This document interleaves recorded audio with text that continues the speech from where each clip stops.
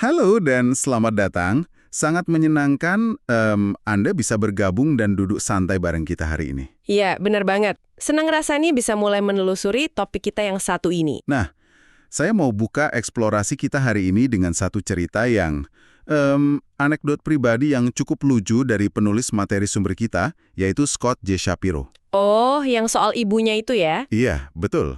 Jadi gini, waktu Shapiro ini daftar ke sekolah menengah, ibunya tuh kayak orang tua ambisius pada umumnya kan. Ibunya nyuruh dia nulis jurisprudensi medis atau ilmu hukum medis di kolom cita-cita karirnya. Karena kedengarannya sangat bergengsi ya. Pasti. Ibunya bersikeras itu jalur masa depan yang cemerlang. Masalahnya nih, Shapiro muda saat itu sama sekali nggak tahu apa itu arti kata jurisprudensi. Dia blank banget. Anak SMA disuruh nulis kata yang seberat itu. Tepat. Tapi dia nurut aja kan, ditulis tuh kata yang kedengerannya super akademis itu. Dan lucunya, dia tetap diterima. Baru bertahun-tahun kemudian, setelah dia beneran nyemplung ke dunia hukum, dia baru sadar kalau jurisprudensi itu pada dasarnya ya cuma istilah elegan buat nyebut filsafat hukum. Sebuah ironi yang berujung jadi karir seumur hidupnya. Betul.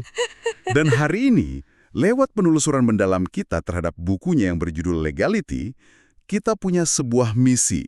Misi ini di permukaan kedengarannya hampir terlalu sederhana, tapi ternyata nyimpen labirin konsep yang luar biasa rumit. Misi untuk menjawab pertanyaan dasar ya. Ya, misi kita adalah menjawab satu pertanyaan ini. Apa itu hukum sebenarnya? Itu titik tolak yang esensial banget. Karena kalau kita pikir-pikir ya, Anda yang lagi dengerin, saya, dan sebagian besar dari kita di dunia modern ini, secara intuitif ngerasa udah tahu apa itu hukum. Ya, kita kan berinteraksi sama hukum tiap hari. Benar. Kita paham konsep pengadilan, polisi, kontrak tertulis, sampai hal sesederhana konsekuensi kalau kita ngebut di jalan tol.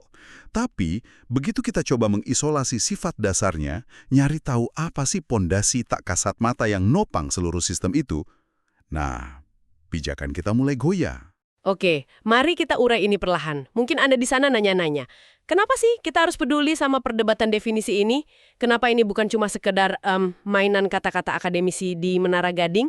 Karena dampaknya di dunia nyata itu masif banget.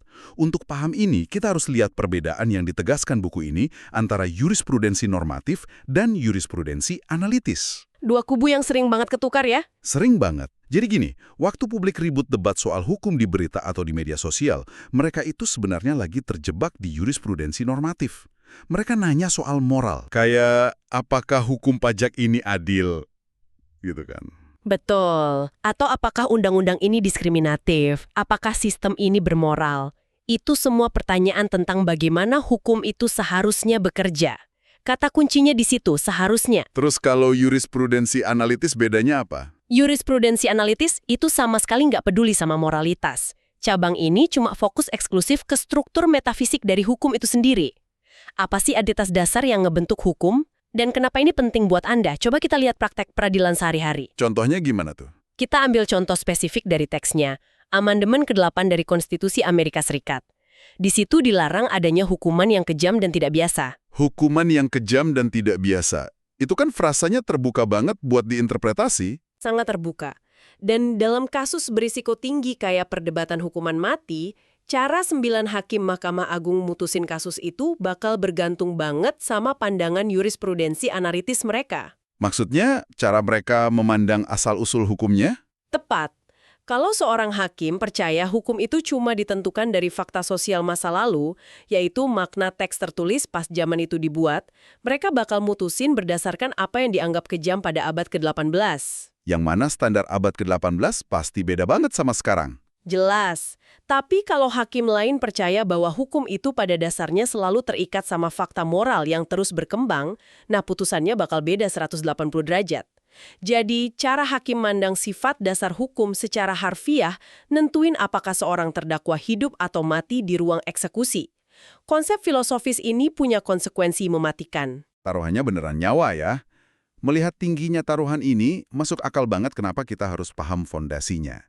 Buku ini tuh ngajak kita mundur jauh ke belakang buat lihat asal mula otoritas. Anda mungkin pernah dengar filsuf klasik Thomas Hobbes. Yang teorinya lumayan pesimis, itu kan? Banget. Hobbes melukiskan kehidupan manusia purba tanpa hukum itu sebagai perang semua melawan semua. Kehidupan yang kata dia tuh sepi, miskin, kejam, dan singkat. Ya, itu gambaran yang sangat terkenal. Tapi yang mengejutkan di argumen Shapiro ini adalah dia nolak total premis Hobbes itu. Dia pakai data sejarah dan antropologi modern untuk ngebantah.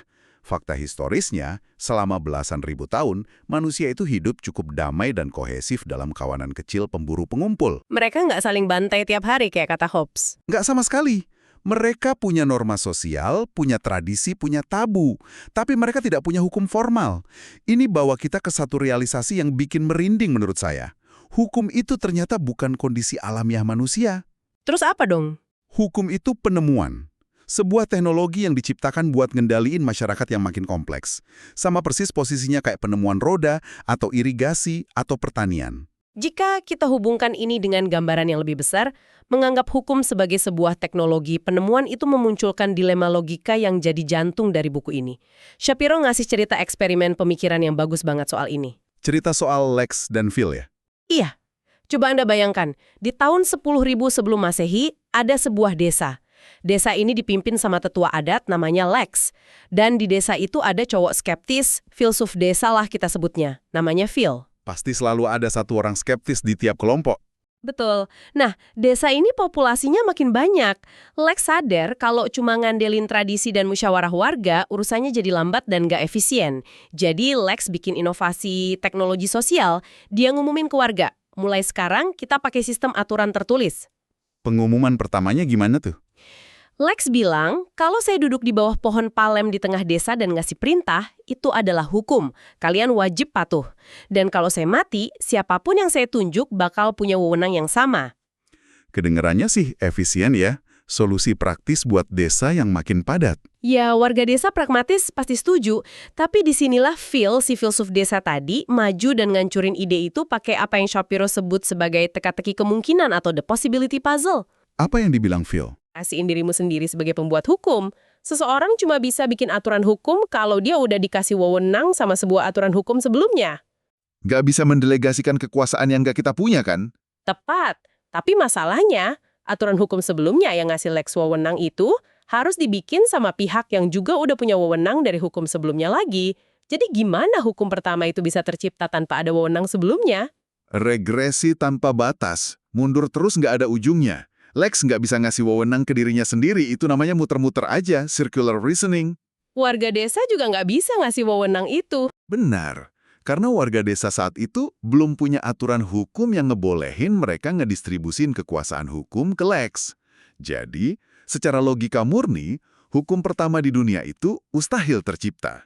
Secara historis sih, ya orang kayak Lex paling bakal bawa pasukan, gebukin filsufnya, dan tetap bikin kerajaan. Haha, pendekatan kekerasan selalu jadi jalan pintas sejarah. Tapi secara analitis, teka-teki kemungkinan ini bikin pusing ahli hukum selama berabad-abad. Dari mana wewenang pertama itu muncul? Dan perdebatan ini akhirnya membelah filsafat hukum jadi dua mazhab raksasa. Betul. Mazhab pertama itu hukum alam. Mereka motong kompas dari paradoks ini dengan gampang. Mereka bilang otoritas tertinggi itu nggak datang dari buatan manusia, tapi turun dari fakta moral, dari Tuhan, atau dari hak inheren rakyat. Intinya bersandar ke sesuatu di luar sistem hukum itu sendiri. Terus kubu yang kedua. Kubu kedua ini positivisme hukum. Kaum positivis nolak keras nyampur-nyampurin hukum sama moral. Buat mereka, hukum ya murni fakta sosial aja. Kebiasaan institusi manusia di dunia nyata. Titik. Nah, tapi disinilah kaum positivis kena batunya. Mereka harus nabrak tembok logika yang dikasih nama tantangan Hume atau Hume's Law. Filsuf abad ke-18, David Hume. Ya, Hume ini ngasih batasan logika yang sadis banget. Dia bilang, Anda nggak bisa bikin kesimpulan normatif tentang apa yang seharusnya dilakukan cuma dari narasi deskriptif tentang apa yang ada saat ini. Nggak bisa melompat dari is menjadi ought? Tepat. Buat ngejelasin ini, buku ini ngasih analogi interaksi ayah dan anak yang lucu tapi masuk akal banget. Bayangin seorang ayah nyuruh anaknya beresin mainan. Anak ini nanya, kenapa aku harus beresin? Ayahnya jawab, karena saya ini ayahmu. Jawaban klasik orang tua. Sangat klasik. Tapi kalau anak ini belajar filsafat, dia bakal bedah jawaban itu. Dia bakal bilang, fakta bahwa Anda adalah ayah biologis saya, itu cuma fakta deskriptif. Itu netral. Fakta biologi itu nggak otomatis nyiptain jembatan moral yang ngeharusin saya punya kewajiban untuk patuh. Anaknya minta premis tambahan ya. Benar. Kesimpulan normatif itu cuma sah kalau bapaknya nambahin premis moral. Kayak, anak itu secara moral wajib hormat sama orang tua. Tanpa premis moral itu, lompatan dari fakta biologi ke kewajiban patuh itu cacat logika. Dan dalam perdebatan ini, buku Shapiro ngerucutin problem logika ini jadi dua konsep singkatan, Nino dan Dino. Nino dan Dino, kayak nama orang ya? Iya, Nino itu normatif in, normatif out. Ini jurusnya anak hukum alam. Mereka masukin premis normatif di awal, misalnya rakyat secara moral berdaulat. Jadi outputnya ya normatif juga, Anda punya kewajiban hukum, logikanya solid. Terus Dino? DINO itu descriptive in, normative out. Ini jebakan yang ngehantuin positivisme. Mereka masukin fakta deskriptif soal perilaku sosial aja, tapi maksa mau ngeluarin output normatif berupa kewajiban moral. Kalau hukum cuma didasari fakta sosial, pertanyaannya balik lagi, gimana dia bisa ngasih perintah moral? Dan ngomong-ngomong soal ini, positivisme ini sering banget ngasilin produk hukum yang sah secara fakta, tapi secara moral luar biasa bermasalah. Ya, teks sumber kita ngasih dua contoh historis yang cukup kontroversial untuk nunjukin ini. Yang pertama itu Fugitive Slave Act atau Undang-Undang Budak Pelarian tahun 1850 di Amerika. Dan yang kedua itu Patriot Act di era modern. Sebentar, sebelum kita lanjut kita harus tegaskan ini dengan sangat jelas ke Anda yang lagi dengerin. Saat kita nyebut contoh bermuatan politis dari sumber ini, kayak Fugitive Slave Act atau Patriot Act, kita berdua di sini posisinya netral absolut. Sepenuhnya netral. Kita nggak memihak. Kita nggak dukung sudut pandang teks tersebut, politik kiri atau kanan. Kita murni cuma bawa contoh ini dari materi sumber sebagai studi kasus filosofis yang imparsial. Betul sekali. Kita pakai contoh itu murni cuma untuk melihat gimana positivisme ngebangun kerangka hukum tanpa peduli sama aspek moralnya. Oke, jadi pertanyaannya, gimana kaum positivis nyoba nyelamatin teori mereka tanpa harus bawa-bawa moral kosmik? Percobaan terbesarnya datang dari John Austin di abad ke-19. Dia bikin teori yang sering dijuluki The Gunman Writ Large, pria bersenjata dalam skala besar. Coba bayangin, kita lagi ngejelasin hukum ke anak umur 5 tahun.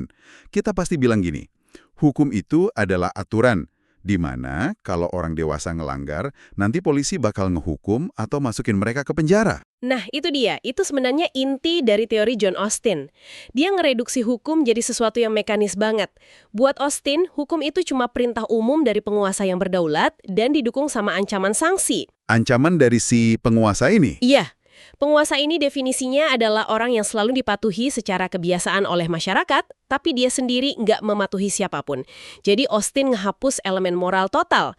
Kewajiban hukum itu ya cuma probabilitas kalau Anda bakal disangsi kalau nggak patuh. Anda taat bukan karena merasa itu perbuatan benar. Anda taat karena ada pistol metaforis yang ditempelin ke kepala Anda sama nedara. Disinilah bagian yang sangat menarik. Karena walaupun kedengarannya masuk akal buat orang awam, teori Austin ini dihancurkan total di abad ke-20 sama filsuf namanya H.L.A. Hart. Hart pakai analogi pria bersenjata tadi buat nguliti kelemahan Austin. Kritik Hart ini elegan banget. Dia nunjukin kalau kita cuma mandang hukum sebagai ancaman sanksi, kita itu ngabaikan sebagian besar anatomi sistem hukum modern. Kritik pertamanya soal power conferring rules atau aturan pemberian wewenang. Karena nyatanya hukum nggak melulu ngancem ya. Jauh dari itu. Pikirin soal aturan bikin surat wasiat, atau aturan nikah, atau bikin kontrak bisnis. Aturan-aturan itu nggak ngancam Anda bakal dipenjara kalau salah bikin. Aturan itu justru ngasih Anda fasilitas dan kebebasan. Betul.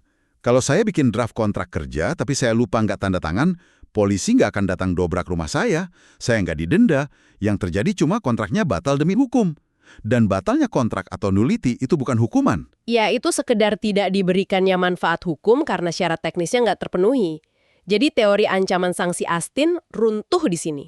Terus kelemahan kedua Austin soal keberlanjutan dan persistensi. Austin bilang, hukum itu cuma soal kebiasaan warga matuhi penguasa. Nah, Hart ngasih skenario yang ngebantai ini.